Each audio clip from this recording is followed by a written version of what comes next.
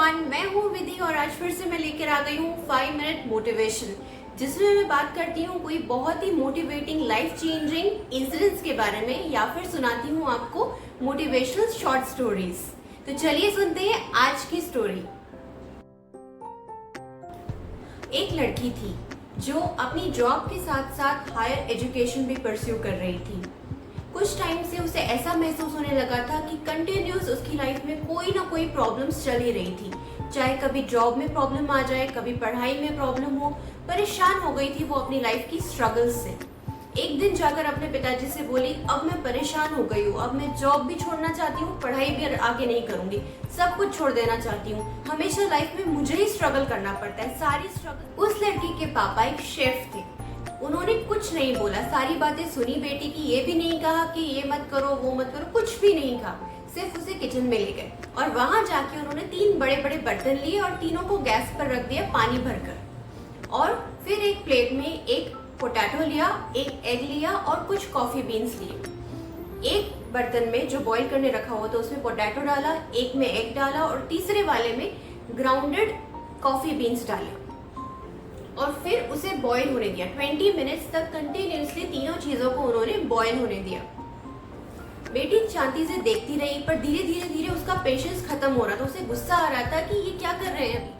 बेटी बहुत ही इम्पेशेंटली देखती रही कि पापा कर क्या रहे हैं। उसे लगा कि उसकी लाइफ की प्रॉब्लम्स खत्म नहीं हो रही हैं और पापा किचन में कुछ काम करने लग गए। 20 मिनट बाद जब तीनों चीजें अच्छे से बॉईल हो चुकी थी, उसके पिता ने एक प्लेट में जो बॉइल्ड पोटैटो था वो निकाला, दूसरे प्लेट में जो बॉइल्ड एग था वो निकाला और एक कप में जो कॉफी बॉईल हो चुकी थी उसे फिल्टर करके निकाल लिया। और फिर बेटी को कहा कि अब इन तीनों चीजों को तुम टेस्ट करो। तो उसने बोला, किस तरह का टेस्ट? तो बोले, अच्छा टच करो पोटैटो को। उसने टच किया पोटैटो को। बोले, क्या महसूस कर रही हो? तो बोले, इसमें क्या महसूस करना है, जैसे बॉइल्ड पोटैटो होता है वैसे ही ये है। तो उसके पापा ने बोला कि तुम्हें याद है जब मैंने बॉईल करने से पहले पोटैटो को अंदर पानी में डाला था तो पोटैटो कैसा था? बहुत ही हार्ड, बहुत ही स्ट्रॉन्ग, और बॉईल होने के बाद उसका क्या हाल हो गया? बिल्कुल सॉफ्ट हो गया। तो बोली हाँ। फिर उसके पापा ने पूछा, एग को देखो ये कैसा लग रहा है? तो बोले, एग तो पहले बहुत ही फ्रेजाइल था, उसकी जो आउटर कवरिंग थी वो उसके अंदर के लिक्विड को प्रोटेक्ट कर रही थी।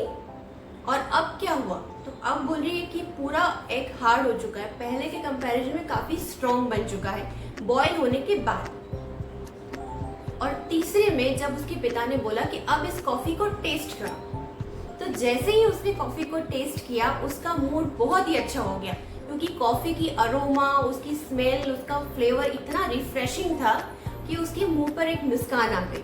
फिर पापा बोले कि देखा तुमने, जैसे मैंने 3 चीजें ली और उनको सेम टेम्परेचर पे सेम स्ट्रगल के थ्रू पास किया, तीनों चीजों को मैंने उबलते हुए पानी में डाला, 20 मिनट तक बॉईल किया और तीनों चीजों ने बॉईल होने के बाद अपना नेचर चेंज कर लिया किसी न किसी तरह से।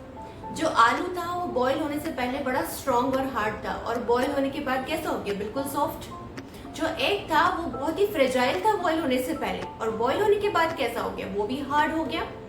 और कॉफी जो थी उसने ना सिर्फ अपने आप को चेंज किया, पर जिस पानी में कॉफी को डाला उसने उसी पानी को बदल दिया और बहुत ही अरोमेटिक और बहुत ही टेस्टी कॉफी बन गई।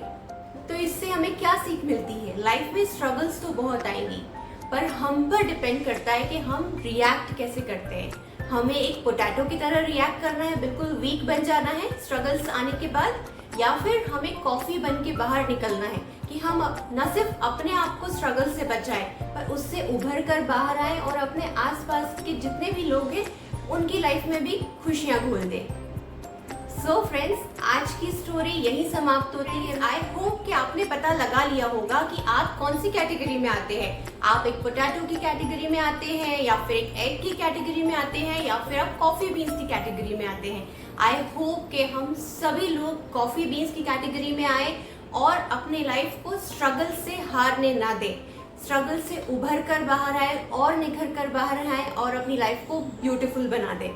सो यही समाप्त होती है आज की स्टोरी। मैं मिलूंगी आपको नेक्स्ट वीडियो में किसी ना किसी अच्छे टॉपिक के साथ। तब तक के लिए बाय, टेक केयर। एंड अगर आपने मेरे चैनल को सब्सक्राइब नहीं किया है please hit the subscribe button, और अगर आपको आज की स्टोरी अच्छी लगी तो please give it a thumbs up and share it with your friends and family.